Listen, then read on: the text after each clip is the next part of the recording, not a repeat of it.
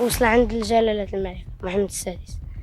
وكنشكرو كنشكر سيدنا على هذا ديال اللي عطانا، بلال الخناس وإيوب بوعدي وكذلك المدرب وهبي وياسين بونو.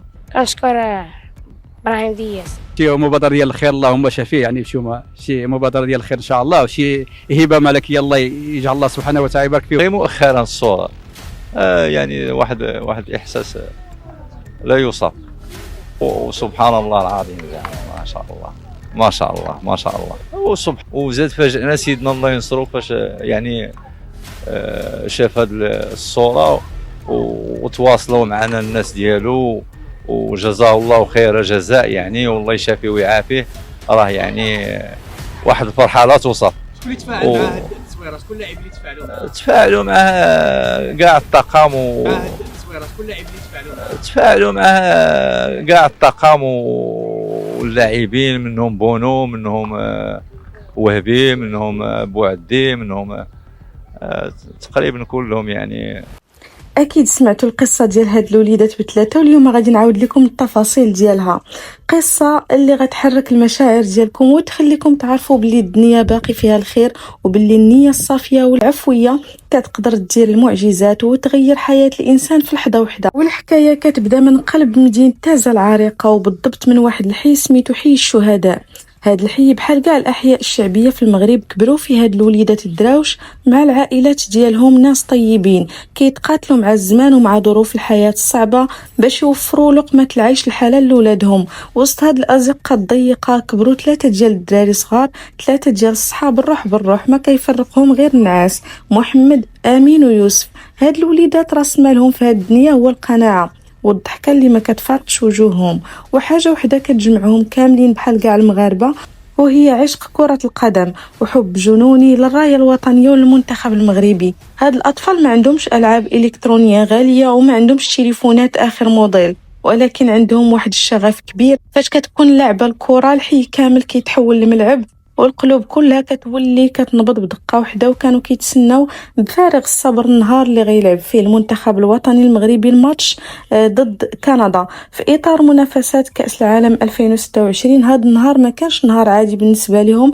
كان نهار اللي كبير بزاف، نهار ديال الحلم. شوفوا معايا كيفاش الله غادي يغير حياة هاد ثلاثه ديال الدراري في رمشه عين، سبحان الله.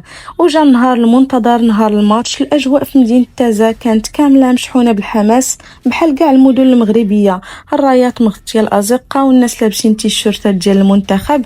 محمد، امين ويوسف خرجوا من ديورهم وفيهم واحد الفرحه وواحد الحماس ما قدهمش الدنيا، باغيين يعيشوا هاد اللحظه التاريخيه ويشجعوا اسود الاطلس من قلبهم. ولكن الصدمه فين غتكون؟ فاش مشاو للازقه والقهاوي لقاو كاع البلايص عامرين، حتى لفم الباب الناس واقفين حتى في الزنقه باش يلمحوا غير لقطات من الشاشه. هاد الوليدات الصغار بحكم السن ديالهم وبحكم انهم ما عندهمش الفلوس باش يجلسوا في قهوه، بقاو مساكن كيتلاوحوا من قنت لقنت ومن زقاق لزقاق او من زنقه لزنقه، وعينيهم فيها واحد الخوف وواحد الحزن ان الماتش يبدا وهما ما يشوفوش. وتمنوا لو انه كانت عندهم تلفازه كبيره في الدار، وتمنوا لو كان عندهم مكان وسط هذا الزحام هذا ما بين الناس، ولكن الواقع كان صعيب بزاف. الدموع بدات كتغرغر في عينيهم، ولكن الصداقه والشغف ديالهم خلاهم يفكروا في حل. وهما غاديين لمحوا واحد السور قديم مقابل مع المنزل ديال الاستاذ ديالهم. هاد الاستاذ كان فاتح السرجم، وكانت التلفاز مشغل فيها الماتش ديال كرة القدم، وكان مقابل مع واحد السور اللي قديم شويه. ملي ركزوا مزيان بان لهم باللي يقدروا يطلعوا فوق هذاك السور ويشاهدوا المباراة من بعيد، وفعلا هذاك الشيء اللي داروا. وحتى بالنسبه للاستاذ ملي شافهم قراب للسرجم وشافهم كيتفرجوا حل لهم السرجم مزيان، سبحان الله العظيم، يعني الوطنيه كاينه من الكبير حتى الصغير. المهم طلعوا فوق داك السور بكل عفويه وجلسوا واحد مزاحم مع الاخر، وفي عينيهم بزاف ديال الحب للمنتخب المغربي. سبحان الله. وفي هذه اللحظة بالذات فاش كان الماتش بادي والوليدات معلقين قلوبهم وعينيهم مع كل كرة، داز واحد الشخص وصورهم من اللور لأنه لفت انتباه ديالو هذاك المشهد المؤثر.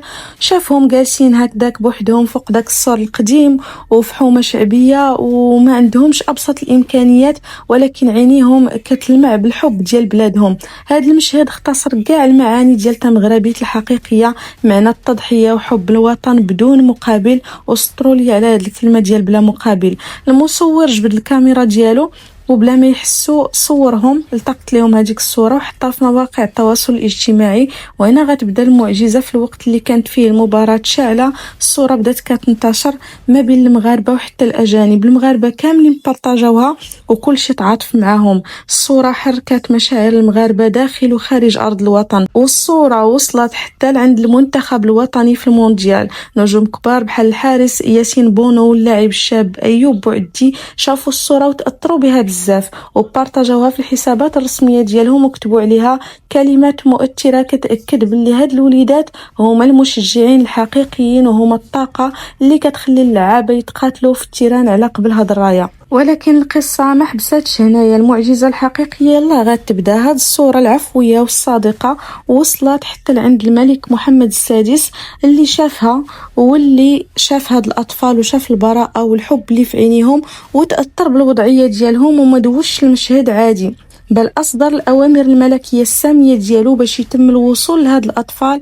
في حي الشهداء بتازة وأنه يفرحوهم. وفي ليلة ما غاديش تنسى في مدينة تازة كاملة تليفون صونا في ديور هاد العائلات الدراوش، مكالمات رسمية هزت لهم خبر الهبة والالتفاتة الملكية الكريمة لهم ولولادهم. هدايا ملكية خاصة ودعم مباشر غيغير المستقبل ديال هاد الوليدات للأبد.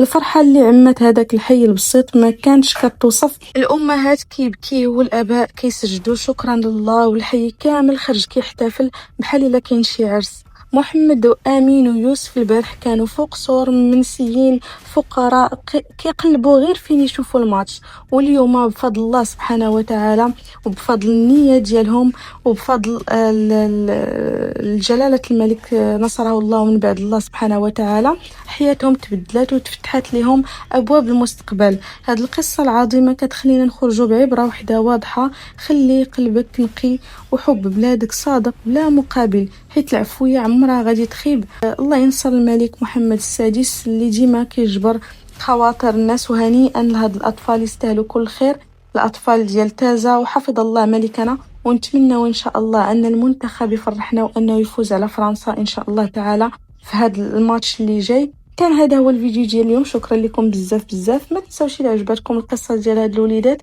أنكم تشتركوا في القناة باش يوصلكم إن شاء الله الجديد ديال الأخبار والقصص وأي حاجة كتهمنا كمغاربة. وإلى فيديو قادم إن شاء الله.